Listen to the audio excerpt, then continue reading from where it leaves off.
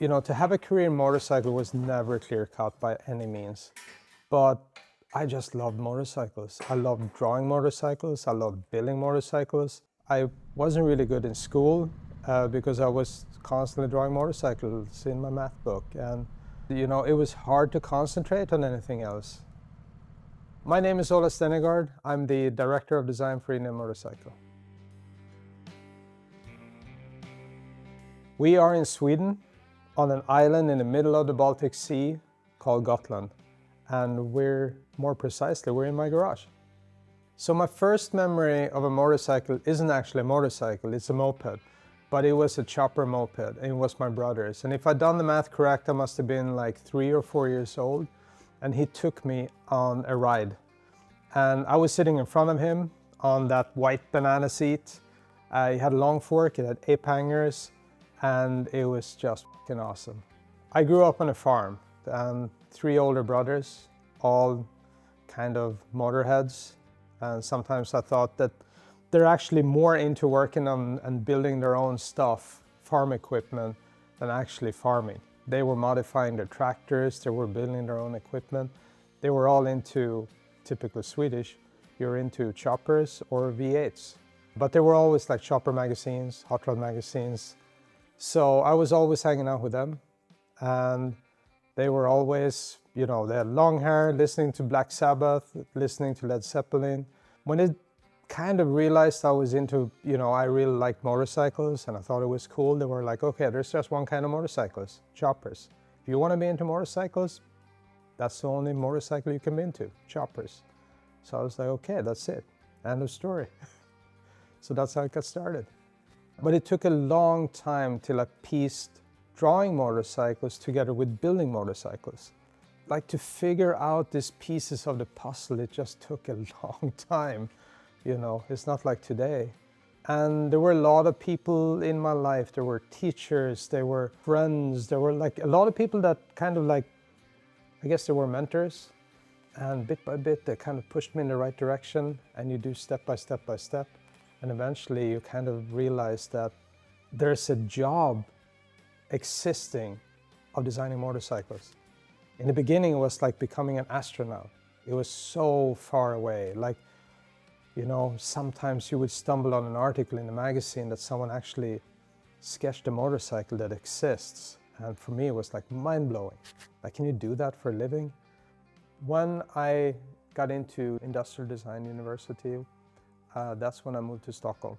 And for me back then, like, this was the NHL in my mind of chopper building. It was Plebs choppers. At that time, they built like the most badass choppers. They were at like every show, not just 1 or 2. Sometimes they just took they swept home all the awards. And they were also kind of my generation. They were younger builders that I could relate to, but they were really pushing.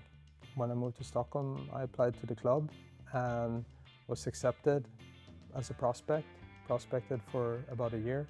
So I lived at the clubhouse, which was very convenient when you're in school, because it saves some money. And you got to show that you're building choppers. It was basically like, you got to build a bike per year. That was like, if you don't do that, maybe you should look for another club.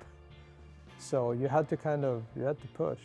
And the standard of the bikes was high, so that also pushed you to the next level.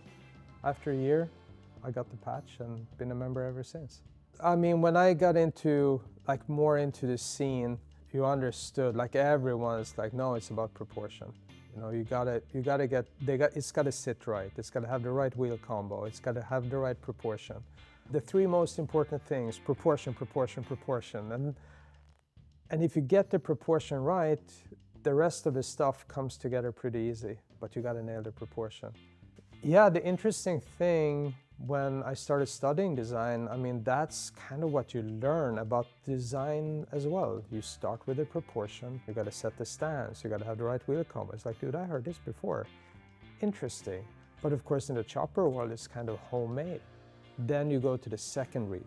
You get closer to the bike, you get closer to the car, you start to appreciate the bodywork, the feature lines, how the surfaces are sculpted, what kind of character it has. And when you build a custom bike or a chopper, you think about the same way. Again, it just goes hand in hand. And then when the bodywork and the surfaces are dialed in, you go to the details. You do the same on a chopper. They unveil themselves when you're on the bike, when you're close to the bike, when you wash the bike, and that's when you see all the little tricky bits and pieces.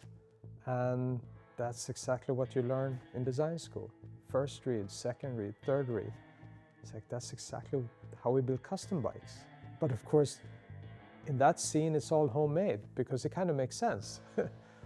But yeah, it's interesting to see like worlds collide. And I followed those rules ever since. I always hear that, you know, oh, as a designer, where do you get your inspiration? Oh, it's architecture. I was like, or art. I love art. No, I don't go to art museums unless they have motorcycles in them.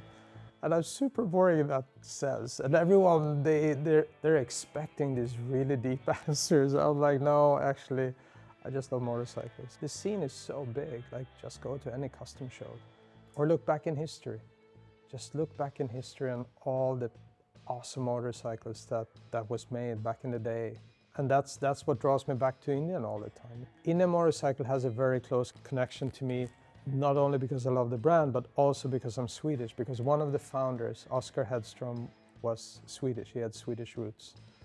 So for us Swedes, that's a really important thing. Like we're extra proud of that. You know, we're part of the birth of that brand, and that means a lot. And for me too, it means a lot to go and visit Oskar Hedström's birthplace. They have like a little monument, a stone with a big bronze plaque.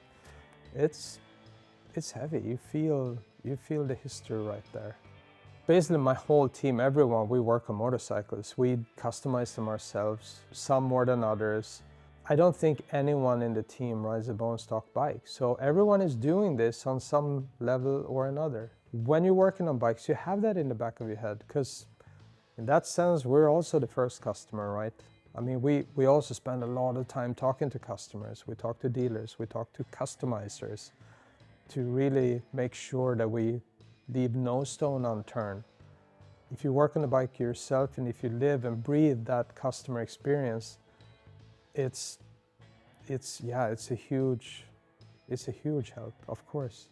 These kind of bikes, American cruisers, the bikes that we build, they are not really driven by OEMs, not like a super bike or an adventure bike, where the OEMs, the factories, are like driving progress.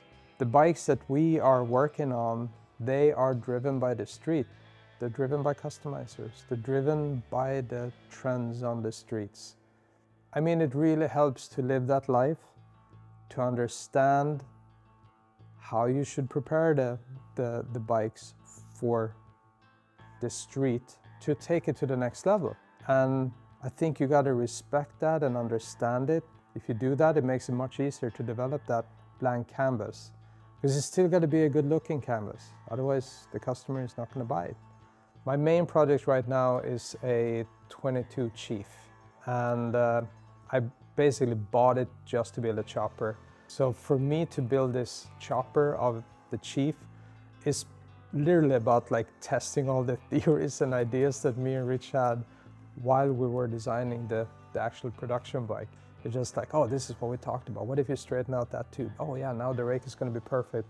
And you can extend the fork like 8 to 10 inches. Oh, it actually works. It's just a lot of fun. So I really enjoy that part. It's pretty crazy when I look back and think, you know, the first stories that I heard about Indian motorcycle and that Red Chief that just really caught my attention in a totally different way than any other motorcycle back then. When I think back of that now I'm part of that journey, that you're part of the same legacy, you might end up in the same history books as Oskar Hedström. That's an amazing feeling. Mitt namn är Ola Stenegärd. Jag är designchef på Indian Motorcycle. Jag gör i princip exakt samma sak idag som jag gjorde när jag gick på lekis. Jag ritar motorcyklar.